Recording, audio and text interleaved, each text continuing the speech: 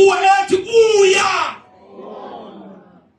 ngelaxesha khona ukubona ukujongile kodwa uve bangabakhona amehlo andijongile sengathi uThixo ku-2026 angavusa uhlobo olunjalo oluvukelwa sisazela esithi the absence of abazalwane kukuThixo umbonayo.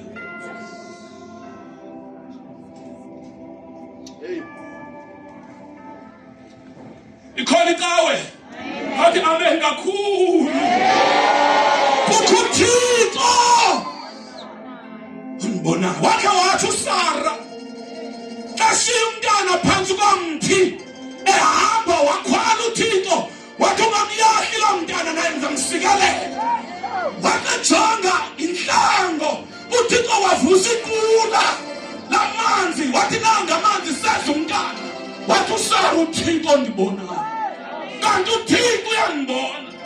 Namhlanje safuna unyaka nje ngizoqala uyabona uThixo kawangu usizo.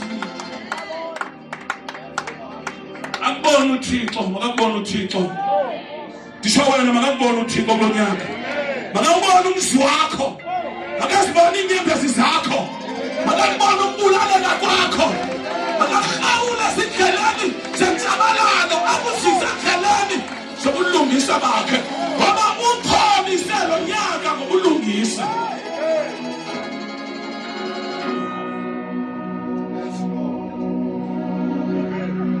Yesterday kwindlela ezinobubo ongaziboniyo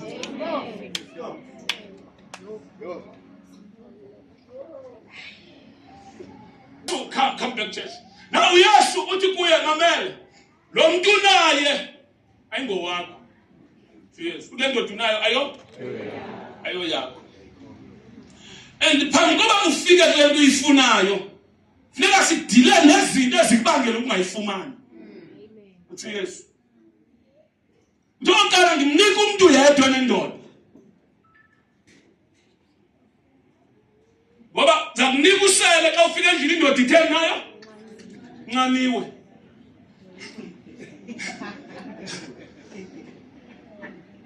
Uyawulokhu uncanwa oko uthi Yesu uyawulokhu uthini ngoba unendoda ezawuxa ufika incanisele wena uphinde wena oko nje usezwa uyoselwa kwenye indawo.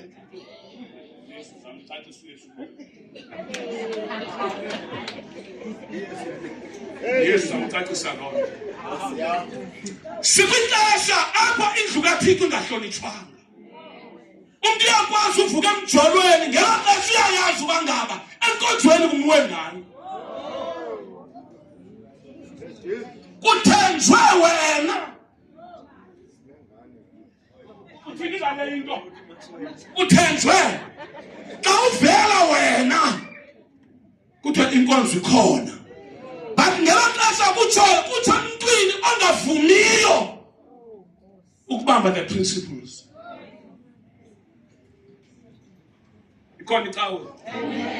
This is 2026. Awenze nje isandla.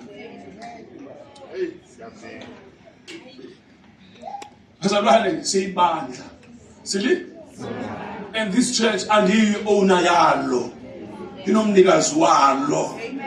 Ngenye imini ndisazayoma phambi kukaThixo on account of the church. Thani amen. Uthi Yesu lo muntu naye ngowakho. Kase xa uphuma namhlanje kuhlale nawe meeting akucacisele nawe ngento ezinjalo. Lo muntu naye awuwedwanga kuye. Uthi Yesu Etato ngowakhe awuwedwanga kuye. Uthi Yesu. Uthi number 2 Yesu ubunamadoda lena ye 6 awulahli umthetho wakho. Uthi Yesu. Uthi Yesu apha kuye. Khona ikawe. Uthi Yesu. Tunengxaki wena. Ne? Somjongumelo nakho ithathethwa nawo. Ikhona ikawe. Uthi Yesu le ndoda unayo ayo. Ubunamadoda amangaphi? 5 nawo ingengowakho. Le ntombi yathwala izandla enhloko. Ibandla liphelelwa ngabantu abakwazi ukuthwala izandla when they are being exposed. Amen. Izani nizobona. Thole ntombi. Uthi ngaba wena awumkhulu na? Nanku umuntu endixelela izinto endakhe ndazenza. Ngaba lo muntu ayinguye na uKristu. Utsho le ntombi. Ithi bayile kwa oko le ntombi 1 yawushiya umphanda wayo. 2 yangena elalini. Yathi izani nizobona nanku umuntu endixelela. Excuse me, izinto endakhe ingaba lo muntu akanguye na uKristu ngoba akekho umuntu oneability yochila into ezinje except wakhe watsho kwenyimini ulento uNicodemus kuYesu wathi kuye jonga ndize abafarisi ndibashiyile ilinde abafarisi leya uthi kuye jonga akekho umuntu okwazi uchila into uzichilayo except through umoya engcwele uthi wena usuka kuThixo uthi kukho izinto ezikwazi ukwenziwa nguye yedwa. Ebazalwane baniphinde kukho izinto ezikwazi umfundisi akakwazi uzenza nomprofeti akakwazi uzenza ngaphandle koncedo lukamoya engcwele. Kukho izinto ezenziwa nguThixo yedwa. Kunyaka ka-2026 sengase sonke singangena kuloo dimension kwi-level apho kungakho umuntu wenzayo kwenza uThixo. Uthande banawe sekwenziwe uthi nguThixo lo. nguThixo lo. Ukhona umuntu ready for this year? Aphaza uthi ngifuna ubona uThixo. Ngifuna ubona uThixo empilweni yami. Ngifuna ubona uThixo empilweni yami. Now, xa usiya ku verse number 34. Ngifuna verse number 34. Athi uYesu kubo, okwami ukudla ukuba ndenze ukuthanda. Okay. Funda verse 32, 33. Verse 32. Utheke yena kubo, mna ndinokudla endikudlayo eningakwaziyo nina. Babethetha bodwa ngoko abafundi besithi, ingaba kukho omziseleyo na ukudla. Athi uYesu kubo, okwami ukudla ukuba ndenze ukuthanda kowandithumayo, ndiwufeze umsebenzi wakhe. Anitshona nina ukuthi inyanga zisene ukuze kufike ukuvuna. Yabonani ndithi kuni, waphakamiseni amehlo enu niwakhangele amasimi ngokuba asele mhlophe ukuba kuvunwe. Novunayo wamkela. Amen. Amen. Now, if I should jump into this, I try to support. Then Fundeli Acts chapter 1 from verse number 4. Wathabathela ngelithi wabathethela ngelithi mabangahlukani neYerusalem mabalinde idinga loyise owathi ukuthetha. Verse 4, chapter 1 verse 4. Well, can you He appeared to them over a period of 40 days and spoke about the kingdom of God. On one occasion, while he was eating with them, he gave them his command: do not leave Jerusalem, but wait for the gift my Father promised, which you have heard me speak about. For John baptized with the Holy Spirit. Then they gathered around the Lord. They gathered around him and asked him, Lord, are you at this time going to restore the kingdom of Israel? He said to them, it is not for you to know the times or dates the Father has set by his own authority, but you will receive power when the Holy Spirit comes on you. Amen. Now, when you are not aligned kuThixo, uYesu nomoya engcwele, uthetha ngezinto uThixo angathethiyo ngazo. Uba busy zi-programs uThixo angekho busy kuzo, but ube ubusy ngazo in the name of the Lord. Yayenza sense? Nengcinga zakho xa zi-misaligned, ucinga ngokuncamnye nendlela uThixo acinga, nendlela obona ngayo ayiyo lendlela uThixo yena abona ngayo, nendlela ozithatha ngayo ayiyo lendlela yena uThixo akuthatha ngayo. That's why kubalulekile ukuba ukungamaniswa. Melikhaya ngicela ufocus lapha ngapha uye kusihle. That's why kubalulekile ukuthi unqanyaniswe noThixo. Uthi ingcinga zami azizizwe ingcinga zenu. My thoughts are not your thoughts. My thoughts are higher. They are superior. Ingcinga zikaThixo ziphakamile kunengcinga zethu. Utsho. Number 2, athi indlela zami zisiphakamele indlela zenu. Awukwazi uhamba noThixo ngendlela yakho.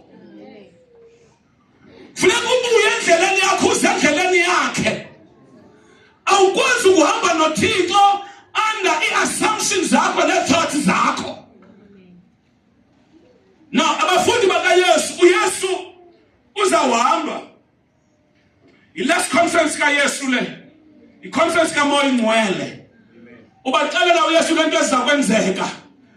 Ukuba ngaba seningahambi eJerusalem. Nilinde nihlale lide nambathiswe ngamandla kaMoya Ingcwele. Xa ethe wafika uMoya Ingcwele niyofumana amandla. Nihambe niyoshumayela. Aphoze uYesu. Xa ephoze uthetha uYesu, omnye wabafundi bakho uyabuza uba Yesu ingabe ubukumkani uzakubuyisela ku-Israyeli ngeliphi ixesha? Akathethi lithethwayo. Akathethi lithethwayo. UYesu uthetha ngoMoya Ingcwele nangendlela abamele ukuhlala ngayo.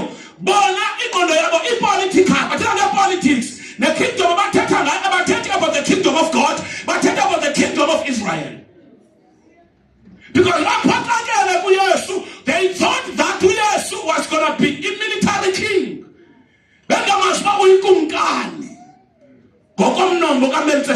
Hallelujah. Now,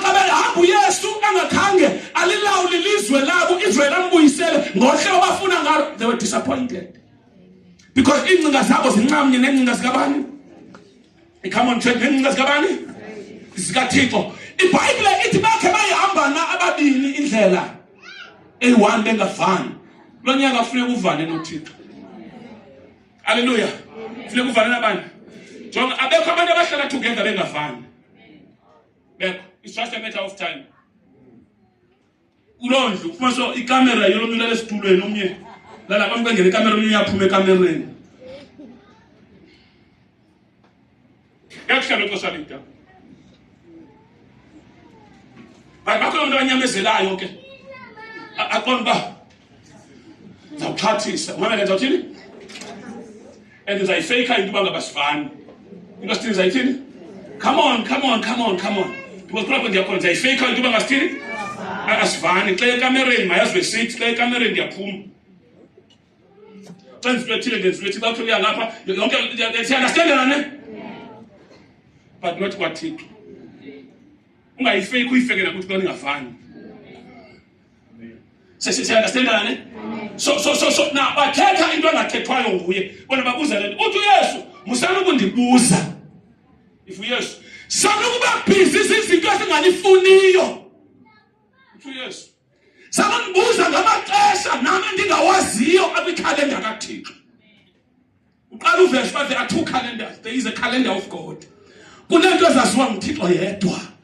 Uthamaxa namaxesha aziwa nguThixo awasethe ngobulumko bakhe wabeka. Uthi sabandibuza ngawo. Kodwa nina xa ethe bantu yohlala eJerusalem. Xa ungekho aligned uba busy programs uThixo angekho busy zizwe. Zininzi ke naqawe ezikhokhela abantu to indawo zazo. Ufumanisa this church ayikho aligned to the will and the purposes of God. uThixo mlonyela ngakusikeleli ngenkonzo enjalo. Makavula amehlo akho. Makavule amehlo akho. Makavula amehlo akho. Sona le ntombi yomsamaliyakazi uYesu uyayitsala. Uyizise eqaleni lakhe. Because kukho izinto ezingazikwenzeka kwiposition okuyo. efuneka utshintshe iposition uze endaweni uThixo akufunayo. No compromise. uThixo uyakutsala ukuzisa endaweni akufuna apho into zakwenzeka khona. Kukho izinto efuneka wehlukene nazo. Jonga kwi-31st benisithi abanye abantu bathi imithandazo ayiphendulwa. Siyevana ne? Imithandazo ayithini? Ngicela umuntu othi apho umthandazo wakho akaphendule nje sami. Suba nawani. Mhlambe nami ndikhona kulo list. Okay, masenjeni izandla basemithandazo engaphendula. Bazathu zazininzi ngonomfundisi okulena. Listen, Kamsko. If you are praying for God to bless you, okay, mandenze umzekelo. Ngenye imini uDavide ubhuje ugulelwa ngumntana. La mntana wayemfumene ngolahlobo. Lo bumfazi womuntu athumela indoda emfazini. La mntana zange asurvive lo. Mamela, la mntana wagula. Egula la mntana, uDavide wangena inkonzo ye-fasting. Tsayani mamela. Wangena inkonzo and wanxiba ezikrwexayo. I-prayer yakhe, he was hoping and believing that God uzamphilisa umntana. Wathi fastile but umntana wabhubha. Kabhubha umntana yena kwi-fasting aka-understand. But emveni kwexesha wa-understand, wakhulula impahla zozila, wadrop i-fasting. Kweza abantu abazomkhunga bathi ngexesha ofanele uba unxiba ezimpahla uyazikhulula. Wathi uDavide ayingomntana, umntana uhambile and ayingomntana ozawuza kodwa ndim ngoku. In the process of iprayer yakhe umthandazo wakhe waphendulwa ngokuba kutsalwe yena alayinwe ne-decisions zikaThixo. Lo mthandazo wanceda yena ukumzisa ezindleleni zikabani. Ndiyavakala bazalwane. Wa-understanda lokhala wakuyeka because u-understanda indlela zikaThixo. Ngoba awukho umthandazo ndijonge emcawe, awukho umthandazo okwazi ujika uThixo. Umthandazo ujika wena ukuthi u-understande. Yandivale cawe. Amen. Umthandazo ngojika wena ukuthi u-understande bani nokuthi uvule wena amehlo ubone into eyenziwa. Amaxesha amaninzi umthandazo awuphendule suka kutshintsha wena. But now ipoliti yami yole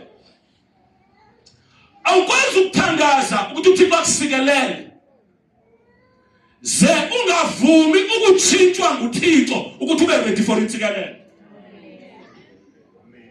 Yayenza sense solo sikhongo manje kwenza kubuyisa lesichiba.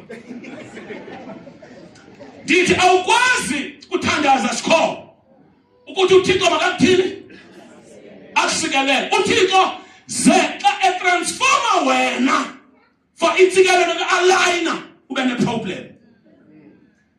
Amaxesha amaninzi sifelisha ekutshintshweni yimithandazo yethu ukuthi silungele intsikelelo esiyifuna kuThixo. Ndiyavakala ngecawe. uThixo akakwazi ukuphuma kwe-alignment.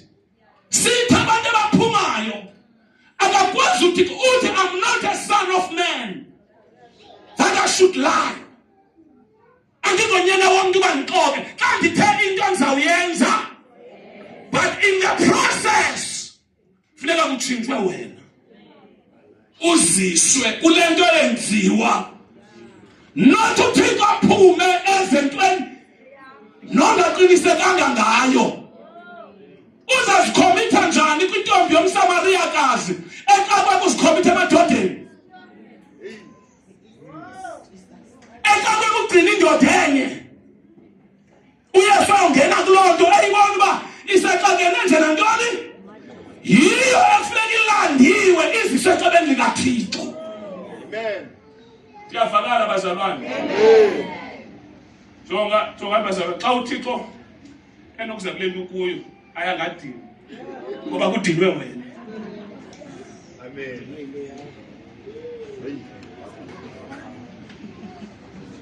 Uthi xa ufike ngamtshintshe ezibuthu nazo uthangamelana nazo. Ekuseni right after 2 hours awusekho right amaxesha la lonto. So ngomnye umuntu usaphila jonge leyo sophinde watshintsha.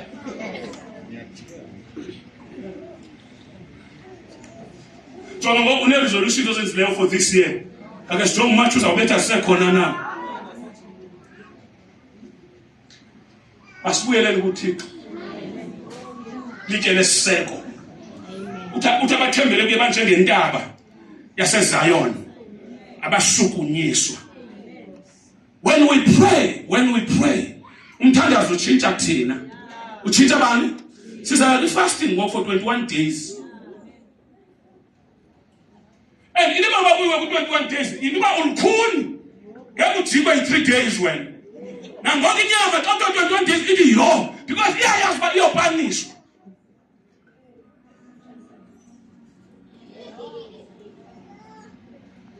Ivana sikamiliti yena? 21. Zakho sibheke izindleleni zikaThixo. Sizothi Thixo sibeke ndaweni lapho into zenzeka khona. Sibeke ndaweni ebanzi, siphakamise. Usibeke endaweni ephedundu. Endaweni ephakeme. Sifuna indawo eziphakeme. Thixo akashukuniswe ezihlalweni zakhe, bathi thina siphethethwe imimoya yonke. Abantu abaphumayo kwi-spiritual alignment seat. Nangoku abantu bafuna intsikelelo seat. Abantu bakhalela uthandazelwa nguThixo uncedwa seat. Zonke into zenzeka kuye.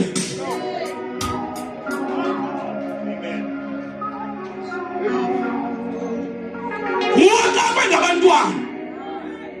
Siyathola bona ngoku. Siyathini ngoku? Siyaphi nabo? Thixo ngibheke ngimndulane endlu yami. Kutsho wena. Uthixo azawubuza wena. Uma sisikhala santoni esithi sivaye emveni kwakho. Ngelo xesha ungisawule uthi Thixo ndizokubonga. Zonke into ubundithumezela ndizenzile athi uThixo but isikhalo emveni kwakho ngoba kukho abantu abakwazi ukukhonza kukho isikhalo. Spiritual alignment. Wathi bengitheni kuwe bengathanda bulala ama-Amaleki nekumkani yawo. Uthi ubutshilo kodwa abantu baye bathi mandisinto ezityetyisiweyo sizobingelela ngazo. Awukazi ukukhonza uThixo xa kanti ilizwi labantu lisenamandla empilweni yakho.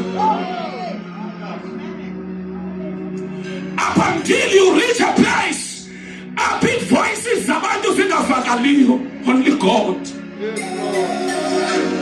Ufike endaweni apho amanye amazwi aphelelwa yivelu. Uthi bathethile abantu kodwa ndiseva uThixo.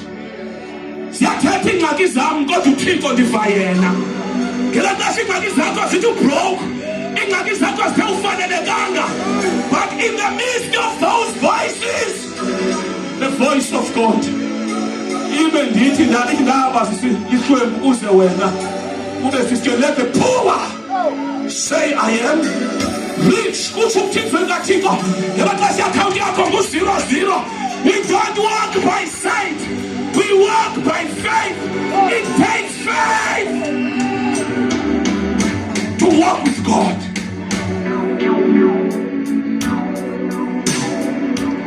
We call it our elephant.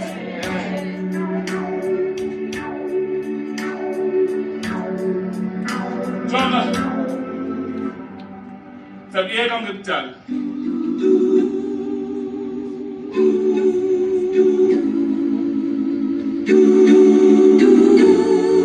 Another episode endibene nangena. Umyeni wakho uyamlungiselela endlini. Into ebusurprise. Uthi lo mama bakutata, no andikho. So kuthwa icolic yami. How can you choose a colic over? Yini? Confession. But xa sekuba ube strong icolic. Waphela ephuma nalo mama. Xa efika lo mfama nakabe ngojonga. Nanku lo mfazi emsebenzini. Nathi umuntu ecolic emsebenzini. Xa ejonga bayalala lapha emsebenzini. Go happy for ixesha elide. Sukuhlala for ixesha andithi phuma but funda uxoxa izinto zigqithe singathi izinto zikhule sibe kwenye level. Do you understand nani? Jonga kuThixo sukuhlala ixesha elide ungekho ncam noThixo. Namhlanje uMangcwele is just searching us for 2026. When umkhonze bamroba ku-2020 uthe omnye umzana bendidila naye ndimconfront ku-2025 uSeptember ndiyacela mase ndiqala kakuhle ku-2026 ndicela ndimgqibo hlobo ku-2025 kodwa ku-2026 but jonga ndimjonga ngabantu abatshatileyo apha uyazi iproblem yintoni into uba omnye akafuni yamkele into ubutshatile. Kuyi-problem ukutshata but ufuna uba ngoku utshatile ube ngathi ungumfana okanye ngathi uyintombi kodwa utshatile. Ukutshitha kwentombazana kufana nokutshitha komfazi.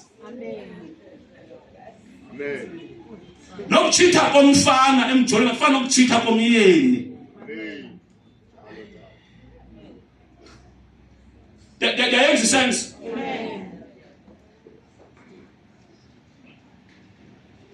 In a relationship, suyigcina into engekho right ide yenze wena uyokwenza imikhuba. Lo nyaka we are in a relationship with God. Yonke into oyaziyo uba uThixo ayimkholisi asigqithi nayo namhlanje. We are fixing it. Ngoba kwi-relationship ongekho faithful uyafa. Baninzi abakhonza uThixo befile. Futhi uzimotivate kwa motivation. Yikho uDavide lisearch uThixo. Ligoqagoqa. Search my heart. I do not remove your Holy Spirit from. Restore unto me the joy of your salvation. What restore unto me the joy of your salvation and create in me a clean heart. Hliziyo ehlambulukileyo. Ikhona icawe. Ikhona icawe. Ikhona icawe. Lastly, izokwehla. uThixo ubiza uDavide endaweni kaSawule. But uSamuel is spiritual father sabo babini. Zisons zika Samuel zoyi-2 ezi. So any son iyakhutshwa esihlalweni. Yathwa kwiposition yokuserve as a king. Ufakwe enye. Now, but uSamuel lo spiritual father akekho naye kwiprogram kaThixo. Yena into ebuhlungu ngabikho kwiprogram kaThixo ngesons zakho.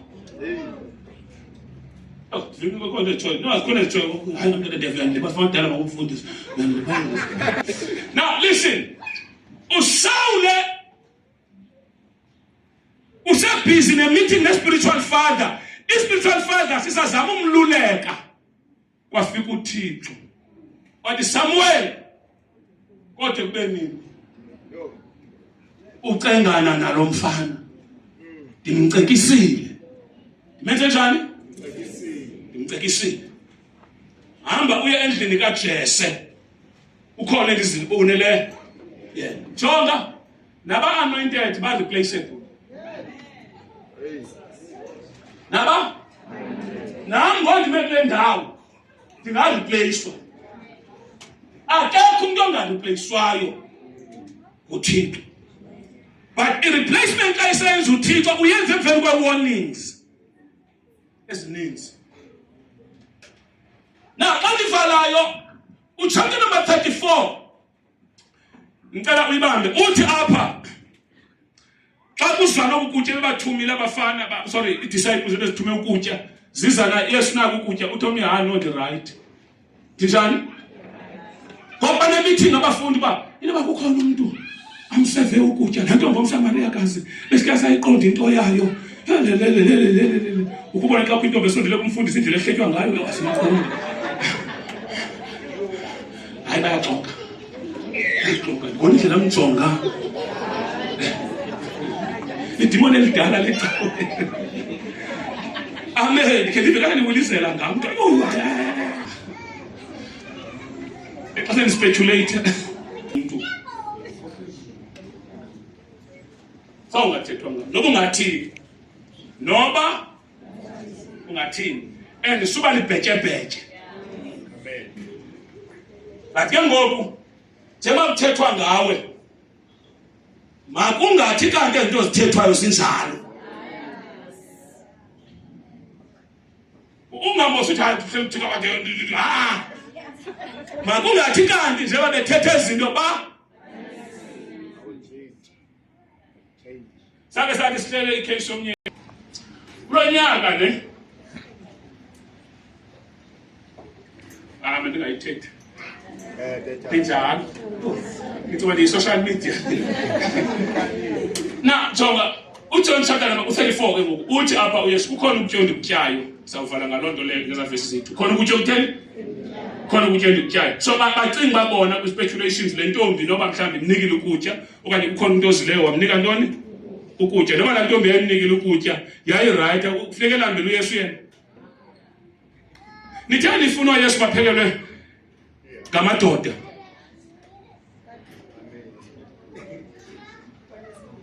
Okanye izingelosi. Hallelujah. So now yaxoxa ke le nto wathi uyesu mamelani wathi okwam ukutya endikutyayo kukwenza intando kaThixo. Amen bazalwane. Okwam ukutya uthi uyesu mna once ndenze intando umoya wami uyaxola. Lonyaka kawenza izinto ezawuxolisa uThixo nomoya wakho. Ndithi kawenza into ezawuxolisa bani? Akuxola uThixo kuzole umoya wakho. Kule nyaka inyama masiyivimbeni bazalwane. Nyama ithweni. Uyayazi inyama kithanda ntoni yoflesh. Uyandithanda yiyo. Lo nyaka sayithini lo nyaka? Sayicisa lo nyaka. Sayicisa. I-priority umoya. And umoya uvamise uba selvuyeni xa kusenziwa intando kabani? kaThixo. Na uYesu wagqitha. Wathi anithi nanto nithethayo kuthi uYesu. Umamela abantu abangekho aligned, abantu abangekho. Anithi nanto nithethayo kushiyeke inyanga 4 kuvunwe. Kuthi uYesu likhona xa anithi nasho nganifundela nto onayo, umuntu onayo nje, umuntu onayo. Ndiyavala ngale verse. Anitsho nanina ukuthi inyanga zisene kuze kufike ukuvuna. Yabonani ndithi kuni waphakamiseni amehlo enu. No. Awe nithongeni oyini bazalwane. Oyini ba. Thina ngashumela unyaka wonke ndingazange ndaphumla. Nizondilahla ekugqibeleni. Namhlanje ndiyafuna uba ngaba niyibambe le nto. Ndiyafuna because sifuna ukuthi kuphela uJanuary sibe i-direction kaThixo siyibawo. Uyibona into yenziwa nguThixo empilweni yakho. Siyavana bazalwane. Uthi uYesu mamelani ngifuna ukuzwa the importance yento ndithethayo. Uthi anithi nanina kushiyeka inyanga ezingaphi?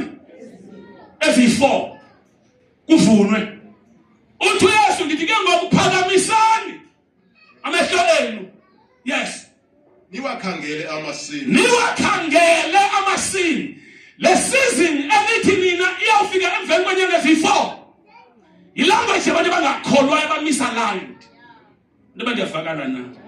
Ayikho verse ethi kwincwadi kaIsaya bonani ndenza into entsha. Ayikho. Ukhona ngafana verse leyo. Google khona ngoya Google funda mfana wakho sekhangela umuntu. Busiya kuyona. Xa gqibezela le.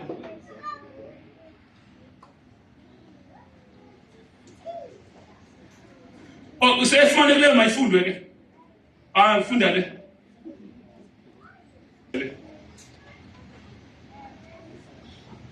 Isaiah 43 verse 19. Verse 19. Ukhona ifumene? Akayifuni. Yes, funda please. Watch for the new thing I am going to do. Jonga, watch for the new thing I'm going to do. there's a new thing. Yes, is that? It is happening already. It is happening Already. Funda ukuthetha into ethethwa nguThixo. Funda ubona izinto ngendlela uThixo azibona ngayo. Mhlawumbe uhlala lapha uthi kusenzima. Uthi uThixo, I'm doing a new thing. Yenza into entsha endisendiyiqalile. Lo mangaliso ulindileyo le nto uyifuna kuThixo. Uthi uThixo sendiyiqalile. Watch it. Already. Ndiqalile. Ikhona imbiza seyiphekile uThixo. Igama lakho selibiziwe kwikhonzi zasemazulwini. Intlanganiso yezulu right now ibhizi ngawe. I'm doing a new thing. And that new thing has already begun. It has started. Akazi iqali. Uyiqala amagwirha khona. Wayiqala amadimoni ekhona. Wayiqala inyoka nempundulo zikhona. Ngoba nase kuphakama uYesu. Amagwirha liyawuphumelela. I'm doing a new thing. And that new thing is Watch for the new thing I'm going to do. Mamela. In the midst of confusion, watch for the new thing I'm going to do. I'm going to do. I'm busy. This God is busy. Amen. And the program kaThixo iyiwani ngabantu. Ipriority kuThixo ngabantu. Nawe kulo nyaka uselistini yabantu uThixo abhizi ngabo. But njengoba ebhizi uThixo ubuye ezindleleni zakho. Uze ezindleleni zikaThixo. Uzokwazi ukubona izinto ezenziwa nguThixo. Ngoba ngeke usibone usenyameni. Funeka ubuyile ube sendleleni. Ukwazi ukubona ngodlo isabantwana zami. I'm doing a new thing. It is happening already. It is happening all. It's happening. Hallelujah. Abanye bazayibona imibonweni isenzeka omuthathu uhamba nje bene conviction ba alonyaka ngowami lo. Ngowami. Jonga namhlanje andifuni uentertain any negative thought. Yonke ingcinga negative about wena, yonke impilo yakho so zibe right. Egameni kaJesu I come against those evil thoughts. They are not from God. They are from the enemy. They are not from God. Those thoughts are evil. Those thoughts are dangerous. Those thoughts are harmful. Towards impilo yakho. So entertainer in the name of Jesus. Somebody told Utinu Yitimo, I tell Jeremiah 29, I know the plans that I have towards you. Plans not to harm you but to bless you. Plans not to destroy you but to lift you up. You call it our way. Call it Amengakulu. Jonga. The service namhlanje please ungayipost. Ngicela wena ungakwazi ukuthi uyifumene kanti uyipost ngokukhona. Please ungayipost because we are the 31st city on your marks get set. Sizawugongo not umgogo. Kuzawusuka ngoku. Kodwa ngoku. Bawusuka nathi bese sisuka ngayo. Ithi watch out. I'm doing. Stop focusing to your problems. Focus to what God is. There is something great.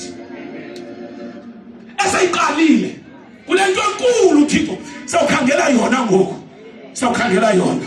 Ndinqule ndikuphendule. Ndikubonisa into ezinkulu ezifihlakeleyo. Uthixo Jeremiah.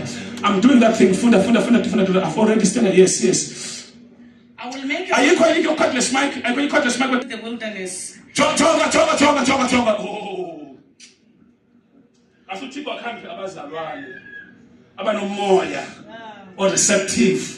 Ukwazi ukwamkela. Uthi I will make what?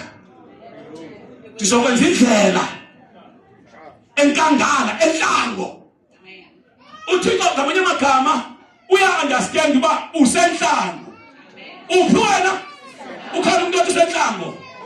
Yes. No. Uthi ke ngoku kulahlangu kuyo. I will make a way.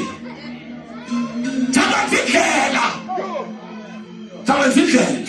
Khaphi Nkosi kwinhlango yami vula indlela elilizwi ngiyaconnecta kulo kwingxaki endikuyo vula indlela kwinhlango endikuyo vula indlela izwi lakho kwi-Isaiah 43 lithi uyakwenza indlela enhlango yezinto entsha engiseyiqalile ngamukela indlela zakho kwinhlango yami. Funda. And give you streams of water there. Even the wild animals will honor me. Choga. Give you imijelo. The spirit of dryness, the season of dryness is over. Spirit of poverty. Because I come against that spirit. What I will make streams, I will open.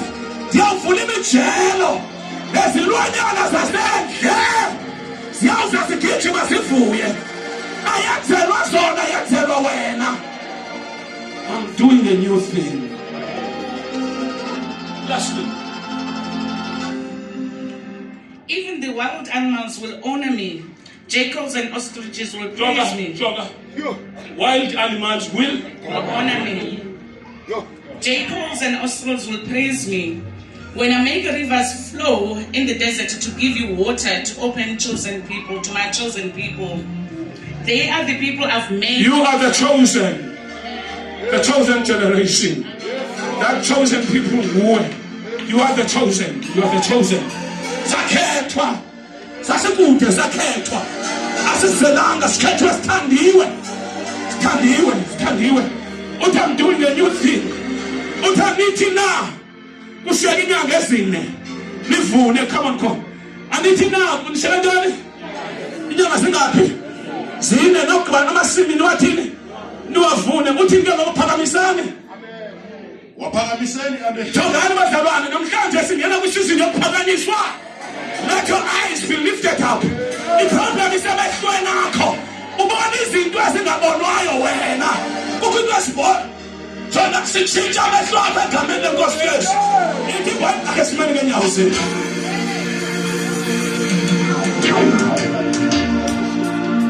Izamfana funda. Oh, thank you. Waphakamiseni amehlo. Yenzani njani? As long amehlo akho wajongisa phansi uzawubona ingxaki zakho. Uma amehlo akho ejongiswa phansi uzawukhalaza. Into ebangela imposition yantoni? Phakamisa. Uthi Yesu. Phinda ubuye umva. Anithi na. Anitsho nina ukuthi inyanga zisene ukuze kufike ukuvuna. Uthi Yesu kweliqala nithi inyanga zisene kuze kufike. But uthi kweliqala lethu asitshonjalo thina. Kweliqala sithini? Asitshonjalo. Uthi yenzani njani ke ngoku? Yabonani ndithi kuni waphakamiseni. Ndithi kuni waphakamiseni amehlo enu. Niwakhangele amasimi. Siqhele thina uphakamisa izandla qha. Sisithemba ukuthi ezo zandla zodwa makuphakanyiswe. Wakhe watsho ku-Abraham engayiboni into eyenziwa nguThixo. Abangayithetha uThixo Abraham angayiboni. Wathi Abraham phakamisa amehlo akho. Ujonge phezulu ubonani. Wathi ngibona inkanyezi zingaphi isibane. Wathi asibane. Wathi ngonyana bakho. Wathi hamba noLothe kanti aphinde avaleke endleleni. Kehlukana noLothe kanti indawo yomsabi eseyifikile. Abraham phakamisa amehlo wayibona indawo. Wathi nathi indawo endikusa kuyo. Wathi hamba nonyana wakho Isaka eyomenza idini bengayibona indawo. Wathi phakamisa amehlo nansi intaba. Xa befika entabeni ezawuhlala umyeni wakhe phakamisa amehlo nalo ihlathi nansi imvu. Zonke into uzidingayo zikhona. Into efuneka uyenze namhlanje phakamisa.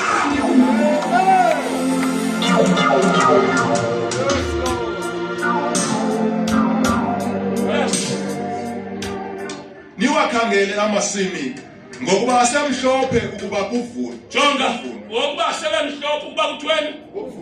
Bakhona abantu aba ready for the harvest. Amen.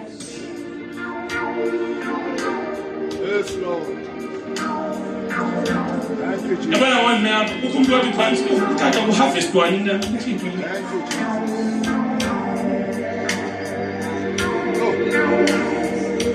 So xa kuthethwa nge-harvest sube kuthethwa ngesivuno, kuphunywa kwisizini yendlala, kungena kwisizini ye-abundance yesivuno.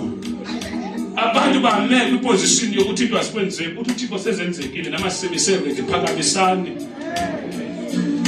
in the name of Jesus.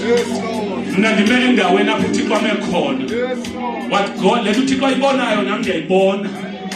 Simema wena ukuthi suka endaweni ome kuyo uze endaweni uThixo ame kuyo. Wena sakhala ke school fees ba uniform uyazi uzayithenga njani? Uthi uThixo phakamisa amehlo akho. Nanga amahlungulu nazi intaka zezulu. Sezi ready to provide this 20 provision. Wena othangiphangeli kuyonyaka phakamisa amehlo akho. Igama lakho selikhethiwe. Phakamisa amehlo akho wena utofuna promotion. Phakamisa amehlo akho. Wena udinga impilisho. Phakamisa amehlo akho. uThixo busy asebenza right now. He is doing a new thing. Say Lord, you ready for it to enter?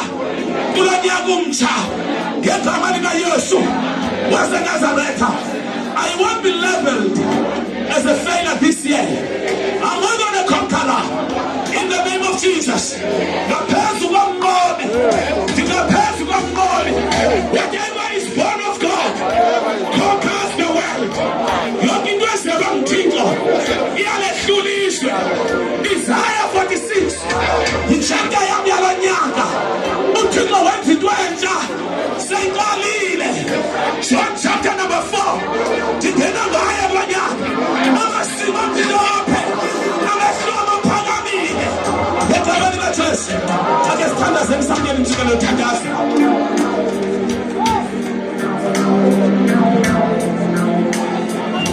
In the name of Jesus Christ of Nazareth, egameni likaJesu Kristu wafela thethile Nkosi, thethile ngelizwi lakho Thixo namandla onke. Wewedwa uThixo nakuzenza zonke egameni likaJesu Kristu waseNazaretha. Wena Thixo wethu awathetha amanga, awaqamba amanga uThixo olizaliselisayo ilizwi lakhe egameni likaJesu waseNazaretha.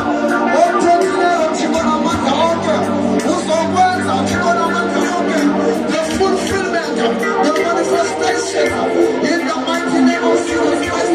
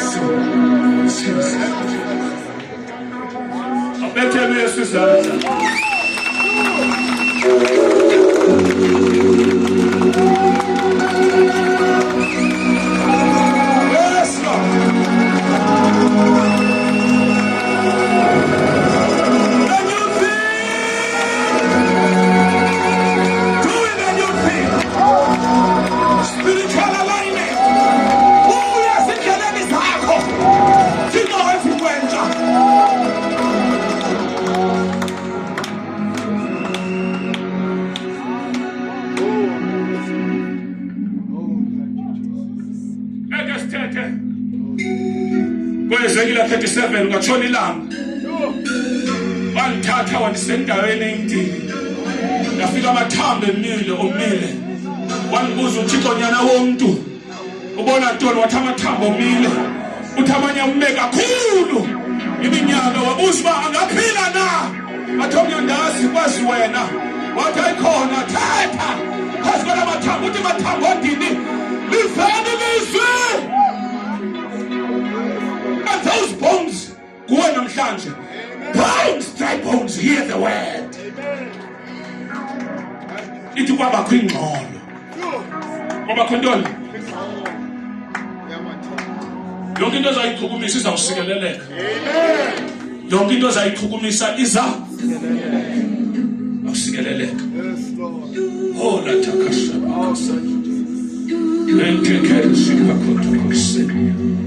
Hey!